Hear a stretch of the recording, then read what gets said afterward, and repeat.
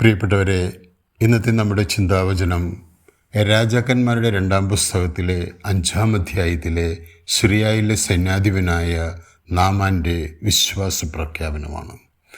ഇസ്രായേലിൻ്റെ പ്രവാചകനായ എലീശ പ്രാർത്ഥിക്കുകയും നാമാൻ ജോർദാനിൽ പോയി 7 പ്രാവശ്യം മുങ്ങിയപ്പോൾ അവൻ്റെ കുഷ്ഠരോഗം സൗഖ്യപ്പെടുകയും ചെയ്തു.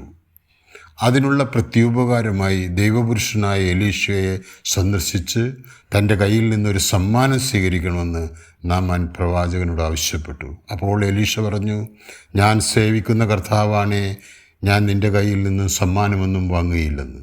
അപ്പോൾ നാമാൻ പറഞ്ഞു, എങ്കിൽ 2 കഴുതച്ചുമട് മണ്ണ് തരണമെന്ന് ഞാൻ യാചിക്കുന്നു. ഇനിമേൽ കർത്താവിനല്ലാതെ മറ്റൊരു ദൈവത്തിനും അങ്ങയുടെ ഈ ദാസൻ ദഹനബലിയോ കാഴ്ചകളോ സമർപ്പിക്കുകയില്ല.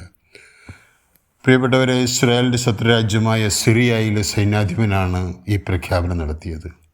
കുഷ്ഠരോഗിയായ നാമാനു വേണ്ടി എലീശ പ്രാർത്ഥിച്ചു. ഇസ്രായേലിൻ്റെ ദൈവമായ കർത്താവിൽ നിന്നും സൗഖ്യം ലഭിച്ചു. അതിനുള്ള നന്ദി സൂചകമായി ഇനിയുള്ള തൻ്റെ ജീവിതകാലം അത്രയും സത്യദൈവമായ യഹോവയ്ക്ക് വേണ്ടി മാത്രമാണ് തൻ്റെ ആരാധനയും ബലിയർപ്പണമെന്ന് നാമാൻ ഉള്ളു തുറന്നു പറഞ്ഞു.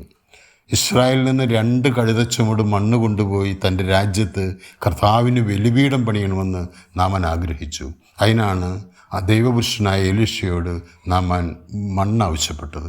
പ്രിയപ്പെട്ടവരെ, യേശുവിൻ്റെ സുവിശേഷ യാത്രയിൽ സമരിയായിൽ വെച്ച് 10 കുഷ്ഠരോഗികളെ സുഖപ്പെടുത്തുന്ന ഒരു സംഭവം വിവരിക്കുന്നുണ്ട്. എന്നാൽ സുഖം പ്രാപിച്ച 10 കുഷ്ഠരോഗികളിൽ വിജാതീയനായ ഒരാൾ മാത്രമാണ് തിരിച്ചു വന്ന് യേശുവിനോട് നന്ദി പറഞ്ഞത്. അപ്പോൾ യേശു ചോദിക്കുന്നുണ്ട്, 10 പേർ സുഖപ്പെട്ടതിൽ വിജാതീയനായ ഒരാൾക്കല്ലാതെ മറ്റാർക്കും തിരിച്ചു വന്ന് ദൈവത്തെ മഹത്വപ്പെടുത്തണമെന്ന് തോന്നിയില്ലല്ലോ എന്ന്. ഒരു ആത്മപരിശോധനയുടെ ആവൃത്തിയിൽ നിന്നുകൊണ്ട് നമുക്ക് ഈ സംഭവങ്ങളൊന്ന് ധ്യാനിക്കാം. അനുദിന ജീവിതത്തിൽ ക്ലേശങ്ങളുടെയും ദുരിതങ്ങളുടെയും നടുവിൽ നമ്മെ കൈവിടാതെ നടത്തിക്കൊണ്ടുപോകുന്ന ദൈവത്തെ സ്മരിക്കാനോ അവനോട് ചേർന്ന് നിൽക്കാനോ ചുരുങ്ങിയ പക്ഷം നന്ദിയുടെ ഒരു സ്തുതിയെങ്കിലും അവനർപ്പിക്കാനോ നാം മനസ്സ് വയ്ക്കാറുണ്ടോ?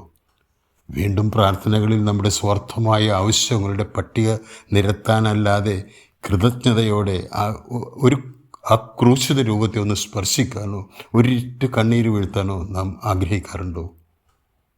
പശ്ചാത്തലത്തോടെയും നിഷ്കളങ്കതയോടെയും നമ്മുടെ മനസ്സ് ദൈവത്തിലേക്ക് തിരിക്കുക. അവൻ നമ്മെ രക്ഷിക്കും. രക്ഷിക്കുന്ന ദൈവമാണ് നമ്മുടെ ദൈവം. ആമേൻ.